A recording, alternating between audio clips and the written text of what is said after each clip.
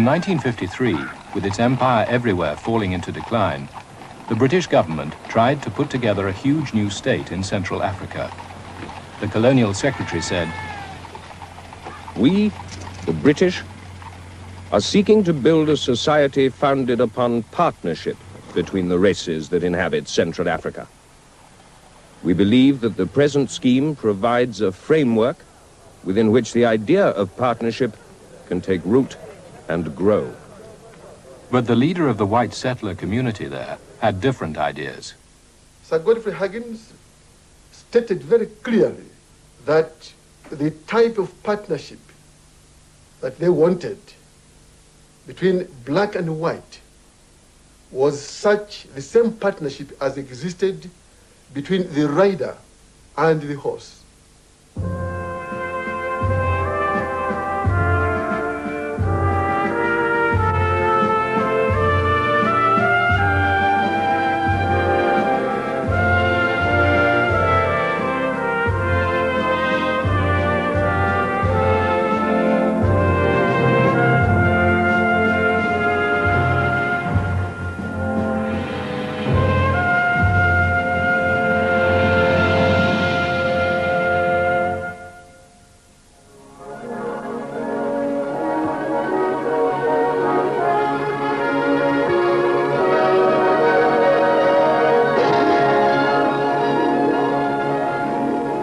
The new state was called the Federation of Rhodesia and Nyasaland. It advertised for new white immigrants. This is one of the few countries which can still offer a comfortable life with free ways in a climate comparable to any in the world. And hundreds of families have settled down here to give and receive their share of a prosperity growing faster than anywhere else in Africa.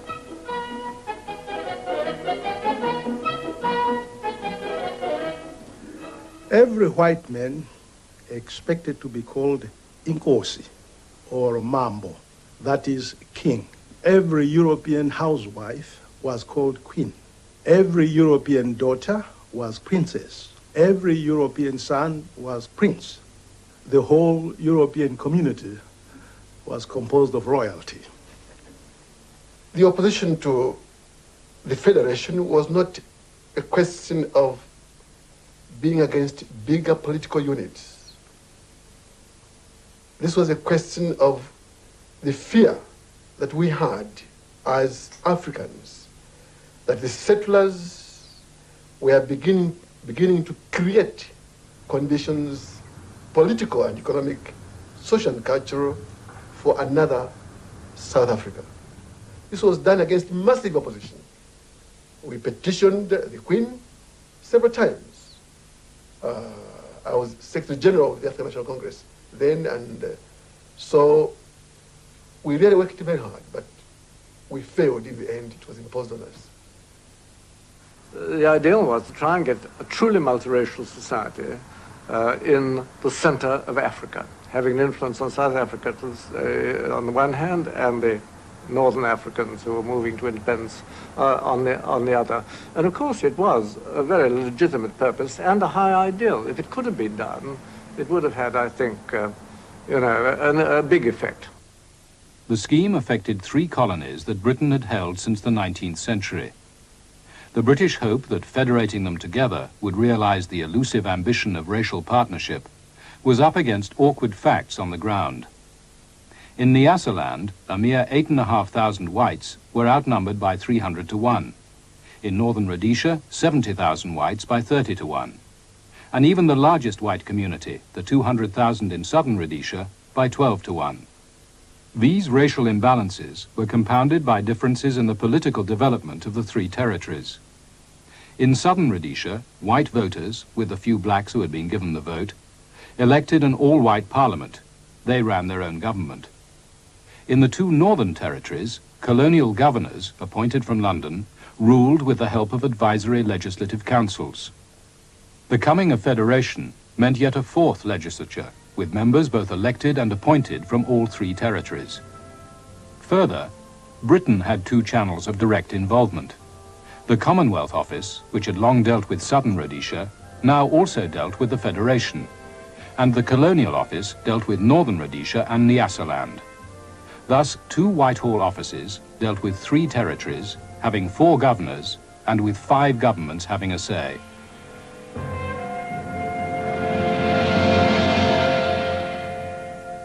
The Federation began amid hectic European optimism, personified above all by one man. Once a heavyweight boxing champion, organizer of the Train Drivers' Union, and by the coming of Federation, one of the leaders of the white community. My dream for federation was a simple one. I believed that the economies of the 3 territories brought together would offer a much greater prospect for the development and the advancement of its people. And you mustn't forget that even before federation, there was a considerable amount of association. The currency was a common thing for the area.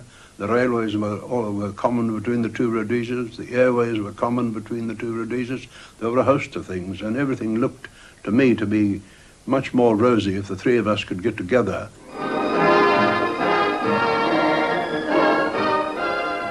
In the first 5 years, the rosy economic forecasts for the Federation were amply fulfilled. Salisbury, capital of both southern Rhodesia and the Federation, became one of the fastest growing investment centres in the world, as hundreds of millions of pounds poured in. Here at Kariba, a dam was built, creating the biggest man-made lake in the world, to harness the power of the Zambezi River and bring cheap electricity to the Federation. Above all, it increased the efficiency and profits of the northern Rhodesian copper mines. The Federation of Rhodesia and Nyasaland could not have survived the length of time it did if it were not for copper mines of northern Rhodesia. In those days, copper fetched very good prices on the London Metal Exchange. So there was a lot of money. And all that money went to Salisbury. We were given a small portion of that. Nyasaland was given a small portion of that. But yeah, the most of all of it went to develop southern Rhodesia. There is no doubt that the Federation gave southern Rhodesia a tremendous boost. In those days, northern Rhodesia was powerful economically because copper was booming. So we gained tremendously from those economic advantages. For a rising young southern Rhodesian politician like Ian Smith, the Federal Assembly was obviously the place to be, but it was not without surprises. I haven't seen this picture for a long time of the first Federal Parliament. This was, of course, the first time we had this concept of a multiracial parliament with black people in the parliament, and I was surprised at how able some of them were, particularly Wellington Churchill, one of the most able parliamentary debaters I think I've ever met. There were only six of us as African members of parliament. I remember a number of people in this picture. There is Sir Roy Walensky there. He was always heckling me, and I heckled him back. I've always held him in great respect, and I often warned my own colleagues in the House to be careful in interrupting him. He was one of the few Africans that was very eloquent, very able to think, and think on his feet. He had a facility for rattling Roy Walensky when Roy was Prime Minister. And we all commented on that, even Roy's friends. We had also an implacable enemy in Ian Smith. He looked at us with contempt and actually said that we'd never get independence at all as black people because he believed that we're incapable, backward, and unintelligent. And indeed, there are several of them there. The majority of them were very much opposed to us. I'm no supporter of one man, one vote today, so my view hasn't changed since then. I believe that a qualitative franchise is the answer, and I still believe that. Why is that? I believe that you get much better representation of the country if you set down minimum qualifications for people to vote. If you give people something for nothing, they don't really appreciate it. Although the introduction of Wellington Chirwa and 5 other blacks in the Federal Assembly was Britain's attempt to steer Rhodesia away from a South African style of politics, The 26 elected white members won all the votes. 14 of them represented the most established white community, southern Rhodesia. It was clear where the pressure would come. One of the biggest problems that faced the federal prime minister at any time, whether it was Huggins or myself, was the need to carry southern Rhodesia with one in any decisions that were taken. People are apt to forget that southern Rhodesia was the only other consenting party to the creation of the Federation. The two northern territories were put into the Federation by Her Majesty's government, but southern Rhodesia held a plebiscite on it. I think the older brand of white Rhodesian was much more tolerant than many of the newcomers. We brought in a tremendous number of immigrants as the Federation developed. We needed their skills and that kind of thing. It was selective. A lot of them were people from the United Kingdom, but also quite a large number had come from various other parts of what was the British Empire that was then beginning to fall to pieces. And these people, many of them were in fact fighting the sort of last round of the British Empire, the last round of the bout. Sir Godfrey Huggins, he of the rider and the horse, long Prime Minister of Southern Rhodesia, moved up to be first Prime Minister of the Federation. So it became necessary to elect a new leader in Southern Rhodesia. The idealism of the Federation really attracted me because we were going to work together this whole big area of land with all its peoples. And I knew it could only be successful if we really worked together and if we persuaded the people to come along with us. In Southern Rhodesia, the whites only really had a vote. They voted for it. They were prepared to change their ratio of whites to black from about 1 to 16 to, I think, about 1 to 60 in the wider Federation. That made me believe that they were sensible enough to see that there would have to be a complete change of attitude. He was prepared to lower standards in order to provoke advancement of the black people. That was his dedication, to bring on the black people. Well, I think most Rhodesians were sufficiently sensible to realize that it had to take place, but they believed it should be controlled, that we should have some sort of a qualification. If you made any move towards sharing power, you were going too fast. But in fact, of course, I was going far too slow. Unless we had been prepared, all of us, to go a lot more quickly than I was going, I'm afraid we couldn't eventually escape civil war. Very sad that that's the way it was. Todd's government annoyed many whites when it announced that in future, African males should be addressed as Mr., not boy. But when he proposed modestly to increase the tiny number of African voters and said sex between the races should not be a crime, his cabinet finally rebelled.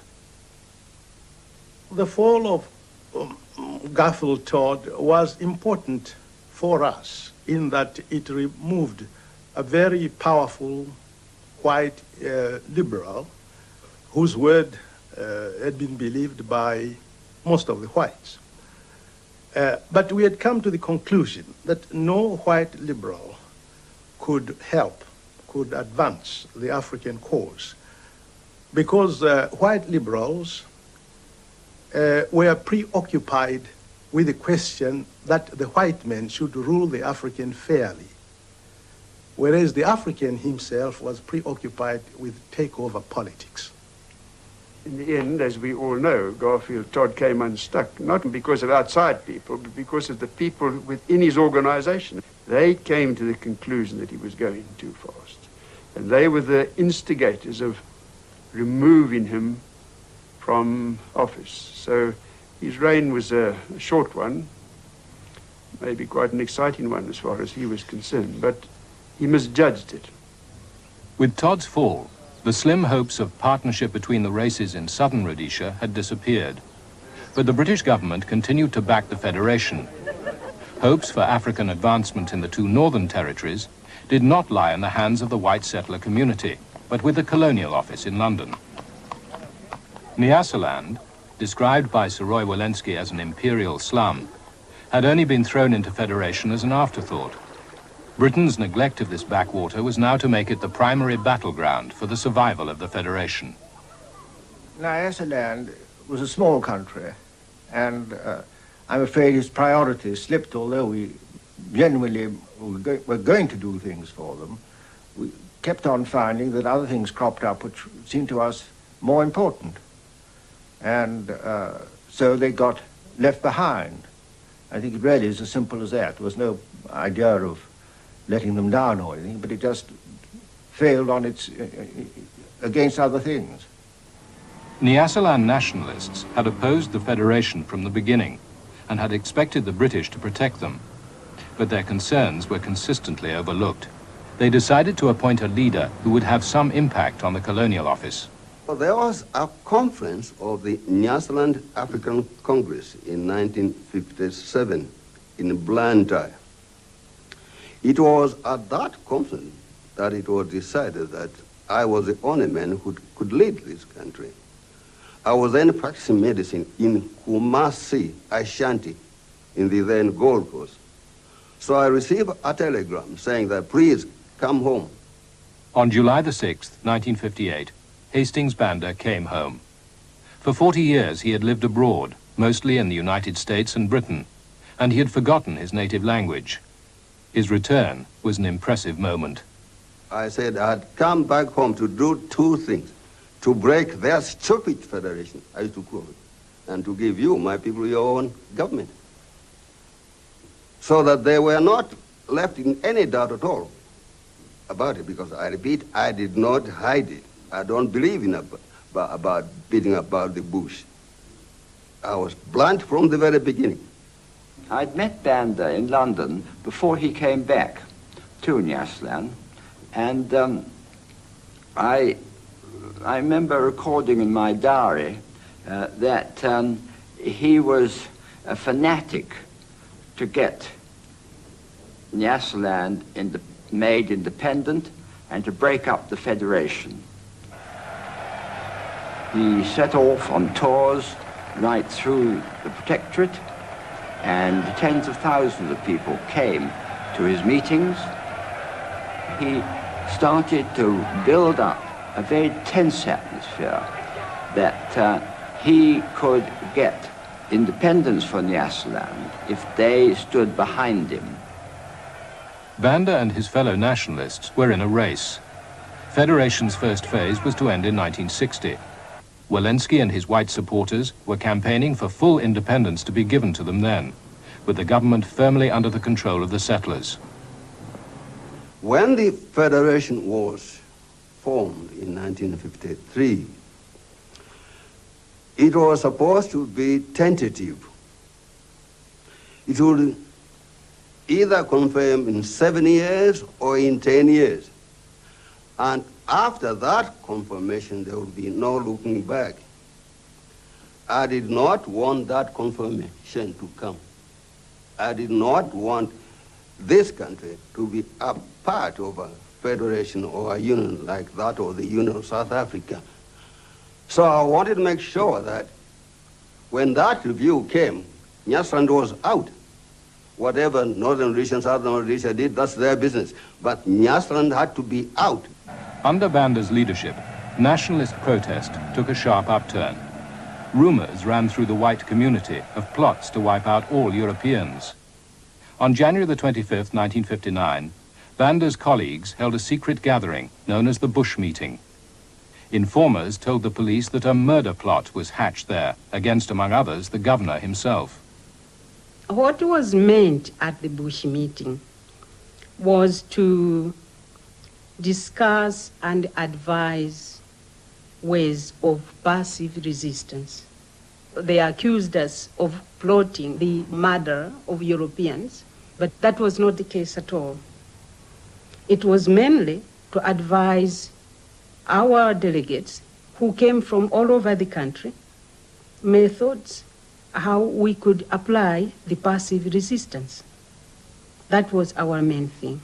Although on such an occasion, you would have sometimes hotheads and they would shout, oh, well, what about poisoning this and that? But this was not the basic idea of the whole Bush Meeting. My special branch had had the meeting analyzed, and we knew, therefore, that they were going to start putting the conclusions they had reached into effect. They began doing this quite early in February, and they put out of action the airfields at Fort Hill and Karonga. They destroyed the roads by cutting ditches across them, felling trees across them, and generally creating the build-up to what we thought would come, an attack on civil servants and other Africans in authority. As far as Armitage was concerned, I asked him a question, and the question was whether he could guarantee the safety of the Europeans and other people who might need protection in Iceland if the trouble, which we foresaw that was going to happen, could he guarantee their protection? And he said no, he couldn't. He did not have sufficient forces to do that. So it was in those circumstances that I took the decision to send up the first white troops to go and occupy the airfields and do that kind of thing, to make certain that we could keep communications open. To the blacks of Nyasaland, the arrival of southern Rhodesian troops seemed to herald what they had feared all along, a white settler federal takeover. On March the 3rd, 1959, Sir Robert Armitage declared a state of emergency. Dr. Banda and 1,300 other Nyasaland activists were detained. I was in a hospital. This was 2 days after the birth of my baby. We drove straight to Zomba prison, and I was told to get out of the car. And there were other soldiers who were waiting for me. I couldn't get up because then I was really weak, and as you know, a woman after delivery, I was wet, but I was forced out. I had carried my baby in my arm. I got out of the car, really dripping to the ground, and I was pushed through to the door. I staggered around. I almost collapsed, but I tried to stand, and then I was taken into the room where I was searched. The doctor decided that I should go to the hospital immediately because I was not well. This didn't happen. Mrs. Chibambo and her baby spent the next 13 months in prison. In the north of the territory, arrested local Congress leaders were held on a ship in Nakata Bay. A crowd of Africans were trying to get to the ship and set them free. A young district commissioner faced them, pleaded with them, and then read the riot act to them. To help him hold back 1,000 angry Africans at the dock gates, he had 5 white soldiers of the Royal Rhodesian Regiment. The sergeant twice requested permission to open fire. Once he requested, and I said no.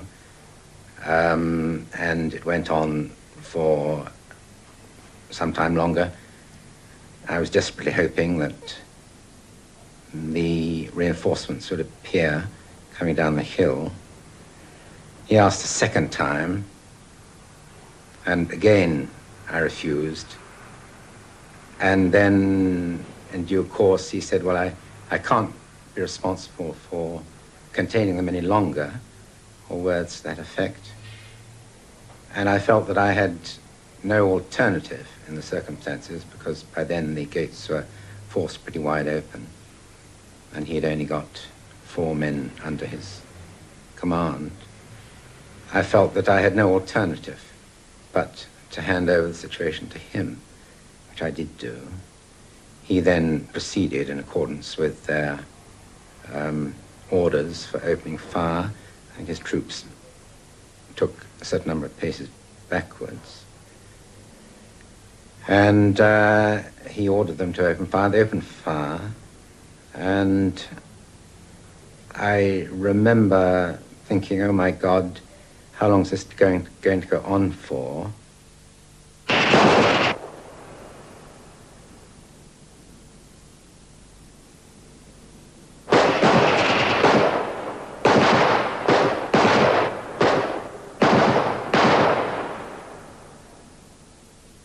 remember being subjected to a feeling of utter dejection, I think is in a way I can describe it, that my career had come to this, and that I could see no further future for myself in the colonial service, and for all that we stood for at that time and had been working for. In all, 51 Africans were killed by police and soldiers during the period of the arrests of Dr. Banda and his 1,300 colleagues of the Nyasaland Congress. In the next few days, an uneasy calm prevailed. Many whites were determined to behave as if things were back to normal. But they weren't. For months, the colonial office had been promising to send a minister with something to offer the Africans. I was over in Kenya and didn't know what was happening. And then I remember very well that Alan Lennox Boyd, who was my boss, got onto the telephone with great difficulty to me and said, "You've got to hurry up and go over to Nyasaland. The whole of the country is in an uproar." I found things quieter than I expected, but clearly there had been 3 or 4 days of great anxiety. I went pretty well to each one of the provinces, and I remember very well going to one of the camps and finding a lot of people in a big shed sitting down with nothing to do. And I said to them, they said, "Who are you?" And I said, "Oh, I'm Lord Perth." And they said, "Oh, why didn't you come sooner? We've all been waiting for you." The Nyasaland emergency thrust the Federation to the forefront of British politics. Thousands of people of all shades of opinion demonstrated in support of the Africans. One of the men accused of complicity in the so-called murder plot was by chance in London, campaigning against the Federation, barracked repeatedly by right-wing groups like the League of Empire Loyalists. During the 14 or so months that I lived in London, we did create a lot of hostility to us from certain organizations that were being supported by the federal government and also by South Africa.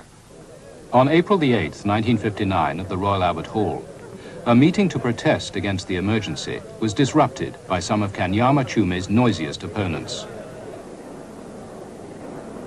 Not only were some of them shouting, "Mau Mau, go back home," and that sort of thing, but a few of them came and unfolded this big poster, "Hang Chume for Sedition."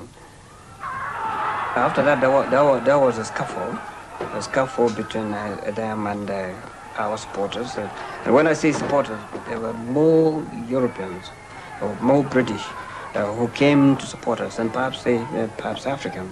And this did emphasize the fact that this particular group was an isolated group. It did not reflect the feelings and wishes of the British people. And I'm glad to say they were so thoroughly humiliated that thereafter they gave us very, very little trouble, or rather they were scared to try and attempt it again. Public disquiet about the Nyasaland emergency led to demands for an independent commission of inquiry. The government decided to appoint a judge, Sir Patrick Devlin, to investigate what had gone wrong. Devlin and his colleagues produced a report that rocked Parliament with its blunt main conclusions. Nyasaland was a police state, they said. The African population was totally opposed to federation. And there had been no murder plot. Lord Devlin, I suspect, thought that he was sitting in a British Court of Justice, say the Old Bailey, and that he was examining witnesses as he would have examined them in such a court. Now, of course, this was in no way the situation or the conditions that ruled in the emergency in Nyasaland. In the House of Commons, the Labour Party in opposition backed the Africans. They claimed that Sir Robert Armitage had been under the thumb of Sir Roy Welensky when he declared the state of emergency. I must emphasize that the decision to call an emergency was entirely mine. I had no pressure brought on me by the Secretary of State in London or by Walensky in the Federation or any other person who could possibly have thought that they had some influence on me. The Devlin report was very, very important. In fact, it was crucial. Now, I would say it's one of the landmarks in the history of Nyasaland. I happened to be in Parliament then, in the British Parliament then, sitting in a strangers, well, let's say distinguished strangers galleries with Sir Robert Armitage, who was then the governor. He had issued a counter report to the Devlin Commission. And it was really a very pathetic sight, seeing this man being destroyed by people like Nerin Bevan. And that really, he was absolutely, or I think was really absolutely hopeless. I didn't mind being attacked personally. The thing that annoyed me most of the whole episode was when Devlin said that Nyasaland was a police state. Now that infuriated me. But I thought it was unfair, in fact, insofar as it said that Nyasaland was a police state, which I think was very much exaggerated the situation. And it caused an awful lot of trouble, of course, in Parliament. Frightful rows in both houses. Within months of the Devlin report, a major change occurred in the British view of white settler colonies. It became publicly known when Prime Minister Harold Macmillan toured Africa early in 1960.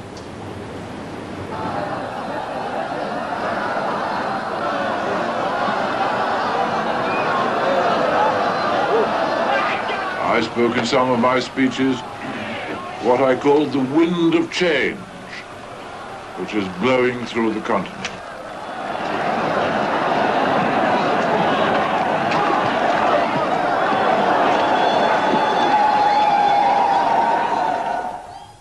The speech which I made in Cape Town to the two houses of the South African Parliament has attracted some attention. And this was perhaps because I made it plain that there were differences of view between our two countries on certain subjects. When I read that speech in Rhodesia Herald, I guessed what was going to happen.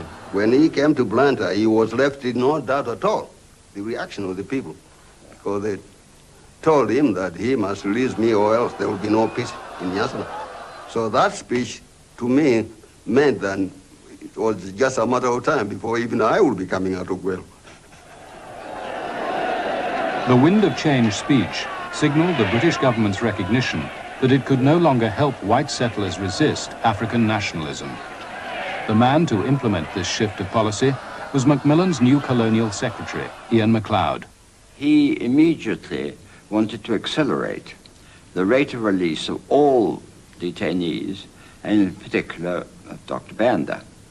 I fought him all the way on this because I was determined to keep some stability in the country. Armitage, supported by his police chiefs, warned that the release of the detainees, especially Banda, would make Nyasaland ungovernable, but MacLeod overruled him. We eventually reached agreement on a phased program of release for the detainees, but I had to accept that Banda should be released early. MacLeod's judgment proved correct. Nyasaland remained calm when Banda was freed and shortly brought to London. For we are at last raising the barrier which has unfortunately lain for so long across the road of constitutional progress in the territory. I made it plain when I came here that I came here in a spirit of give and take. Of course, everybody knows that. We are not getting what we wanted, but I'm happy to go back home and tell my people I did not get everything, but I was dealing with a man who understood our point of view. Banda received from MacLeod assurances that if he was patient, he would, before too long, get what he wanted for Nyasaland. The whites of the Federation were now all the more determined to hold together their heartlands, the two Rhodesias. While the troubles in Nyasaland grabbed the headlines, Northern Rhodesia, too, had been exploding. Here, African opposition to federation had been equally strong. The black miners on the copper belt had for some years merged their industrial grievances with anti-federal feelings. Political strikes repeatedly halted the mines, the federation's most vital economic asset. But the federal government film unit maintained that all was well. To become a boss boy is the ambition of most Africans. It carries responsibility and higher pay and brings them into closer contact with their European supervisors, whose ability and authority they respect.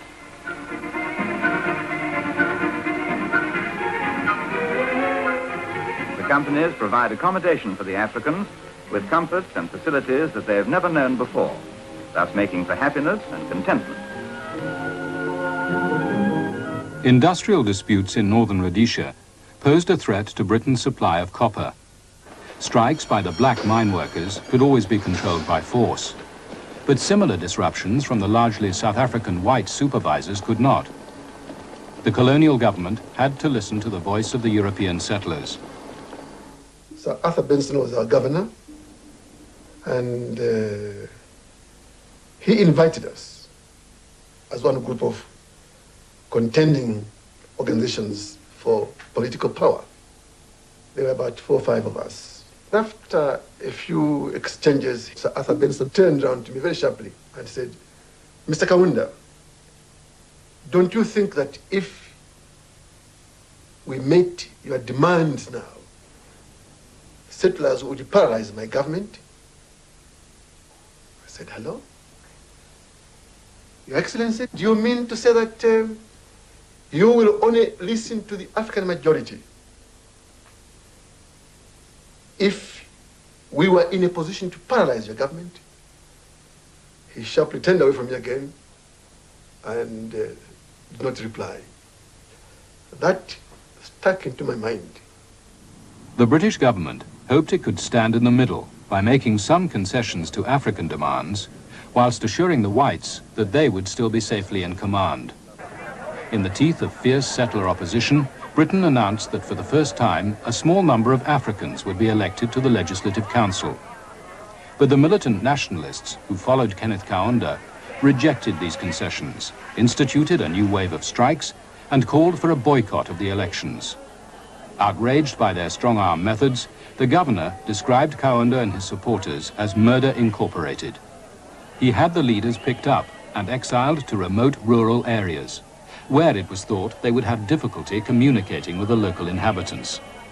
Word had gone around through what they call the district messengers, through the district commissioner, that people should get away, should run away from me, because I loved human flesh, especially that of children. So each time I went near a group of children, they ran away. I began to find out and discovered the story that had been spread about me. And of course, I took a different strategy. I began meeting schoolboys and organized them, through them, their parents. So within 3 months of my stay there, there were a number of units, little branches formed of the youth of the Zambia African National Congress. With the black radicals of northern Rhodesia safely out of the way, the settlers confidently looked forward to the review of the Federation, at which they expected to gain independence and not have to worry any more about Whitehall's nagging interest in African advancement. With white control of northern and southern Rhodesia confirmed, the rider would stay firmly astride the horse. Before the review, Britain appointed a royal commission on the future of the Federation. Welensky was determined that it must not consider any of the territories being allowed to break away. I got categorical assurances in 1953 that the British government accepted that there could be no secession unless there was agreement by all the governments that made up the Federation. That is a categorical statement. Welensky therefore felt he had been double-crossed when the Commission, far from endorsing federal independence, recommended that Nyasaland and northern Rhodesia should be offered the possibility of secession from the Federation. You couldn't guarantee that secession would not arise. Witnesses were brought before the commission, and you couldn't tell what they were going to say. What we did say was that the commission would not recommend secession. That was not in their terms of reference to be able to do that. Well, they got very near it. They recommended it as an option at a future date. But I can see what Roy Walensky's grievance. I don't admit its validity. The conference on the future of federation finally took place in London in December 1960. It rapidly broke up in disarray. The Federals were now resigned to the secession of Nyasaland, but they were desperate to hold on to northern Rhodesia and its vital copper revenue. Kenneth Kaunda was equally desperate to prevent them. The settlers have their troops and guns with which to enforce federation. We are fully determined to break up the federation of Rhodesia and Nyasaland. Ian MacLeod had himself experienced the force of Kaunda's popular support when he met the leader of the nationalist women's movement, Julia Chikamonica, known as Mama UNIP. Naitana bana mayo bonse ukuthi MacLeod Ellis. Nayamba nokufula nokukaka entambo pa mutima. No munandi nawakaka entambo pa mutima kuyamukonkera. Kuno waiso ulande bwino. Ulande bwino echo tulefaya. Tulefaya chalo chesu. Alesu minati. Ati chine. Epe. Namashi washalanda yasumasano kuti muteke fyo mutima mukakwate chalo chenu. On the subject of northern Rhodesia, MacLeod faced irreconcilable demands. He therefore did his best to tell both sides what they wanted to hear. I started off by liking the new Secretary of State, and I believed that we were going to be able to work together. He seemed to show an understanding of our problems, and I felt that it was my duty to get on as good a possible terms as I could with him. But quite frankly, it didn't last very long, because I began to discover a whole host of things that indicated very clearly to me that he wanted things to go at a much greater speed than I felt was either safe or good for Central Africa. I mean, if you want to put it in a nutshell, I think that Macmillan was a wind of change man, and MacLeod was a gale of change man. The Conservative cabinet was now split down the middle. Lord Hume and many ministers backed Walensky. But for MacLeod and the Prime Minister, the time was past when Britain could take the white settlers' side. The Africans could now paralyze northern Rhodesia. At one stage, I said in London, if violence broke out in North Rhodesia, it would make Mau Mau look like a Sunday morning children's picnic. It wasn't very popular in British circles. And I remember Ian MacLeod hammering me very hard on this one. I said, I meant every word I said. He was saying I should apologize to the British public. I said, I'm not going to do that. I'm just telling you facts. Compelled to choose between the white settlers and the Africans, MacLeod came down on the side of the black majority. Many British conservatives regarded MacLeod as a traitor to his race. The two Rhodesias had more white settlers than any other British colony. These people were Britain's kith and kin. They believed they had been promised a secure future in charge of the Federation. MacLeod's decision to pass control to the Africans outraged half his own party. Their anger was expressed in the House of Lords on the 7th of March, 1961. The debate was a general one on the white paper we'd done on the Constitution for Northern Rhodesia. And I, if I didn't lead off, I was one of the first speakers. And I defended our record and so on and so forth. I thought pretty well. And then Lord Salisbury got up. And really, to our surprise, he made a very, very strong attack on our policy, and in particular on Ian MacLeod, my boss. The white Rhodesians feel suspicion, contempt, almost hatred of the home government. The main responsibility must rest on the present colonial secretary. He has been too clever by half. Jan MacLeod, as you recall, was said to be a very good card player, but this wasn't the way to negotiate on such important things. And it was a very, if you want, a very damaging and hurtful speech. Within months, MacLeod was removed from the Colonial Office. His career was permanently damaged. But the momentum he had given to the Africans in northern Rhodesia was unstoppable. In 1962, the colony got its first African majority government. The British political party, on which Walensky had relied to keep the whites in charge in northern Rhodesia, had let him down.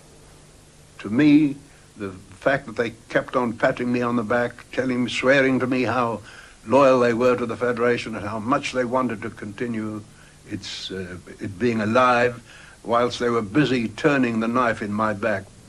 I, of course, have got to admit that in many ways I was naive, because the only thing that I can plead in my own defense is that I had dealt with honorable men in the past, men like Alec Hume, men that I respected and whose word I would have taken. I wasn't perhaps a match for these gentlemen, particularly those who were extremely good at playing cards. Eventually, the Deputy Prime Minister, R.A. Butler, was brought in to sort out the mess. The conflicting promises made by British ministers were now falling due. When I came here in 1916, I said I'd come in the spirit of give and take. This time, I've come in the spirit of take. Nyasaland, at last, 4 years after Dr. Banda's return, was allowed to leave the Federation. But even at this 11th hour, Walensky was still coming up with schemes for retaining northern Rhodesia. Butler gave him no comfort. Without any preliminaries, he's just read out a statement to us advising us that the British cabinet had met the previous day and they had agreed that it was absolutely essential to give all the territories the right to secede. And of course, I had no doubts that that was the death knell of the Federation in any shape or form. I was given no opportunity to present my own proposals or anything else. So one of the first things I said to him, because we did continue the discussion, and one of the first things I said to him was, Secretary of State, I'd be grateful if you'd ask one of your officials to convey to the British Prime Minister that neither my delegation or I will be attending his lunch, because I don't eat with people who stab me in the back. You are a disappointed man, I take it. Yes, I'm not only a disappointed man, I feel that I was brought here under false pretenses. Can you say anything at all about your own personal future now? Well, if people are concerned about me continuing in politics, I certainly don't intend to intervene in territorial politics, so it probably means the end of me politically. All right, thank you very much. Good night. Goodbye, sir. Goodbye, sir. Good luck.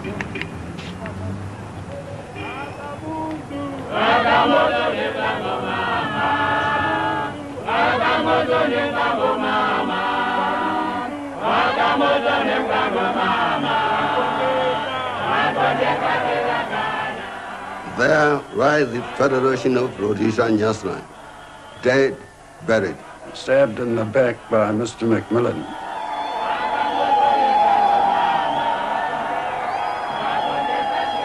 Well, it may have been crazily optimistic. I dare say it was. I think probably it was.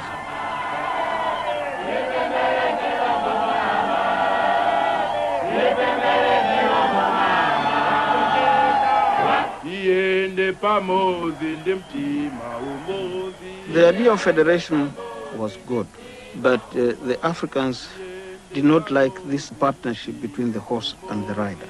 They didn't like being horses. The Federation was founded on the concept of partnership, which meant, of course, consultation and the consent of the people.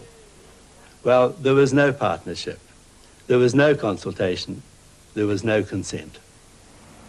I think it was a classical example of British political expediency. Diplomacy, if you like. I'm one of those people who says diplomacy is a word special to the British Foreign Office. They coined it. To me, it is a polite word for deception, because that's certainly what happened to us over the Federation, and I think there are many other people in the world who would echo the sentiment which I have just expressed.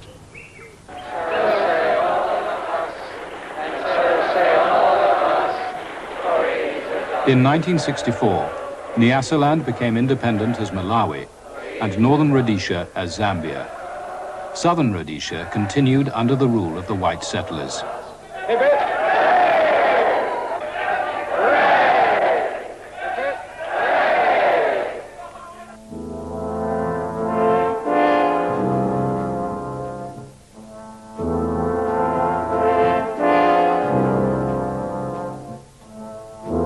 We'll bring you the final episode of End of Empire next Sunday, when the 15-year rebellion of Rhodesia's whites is examined.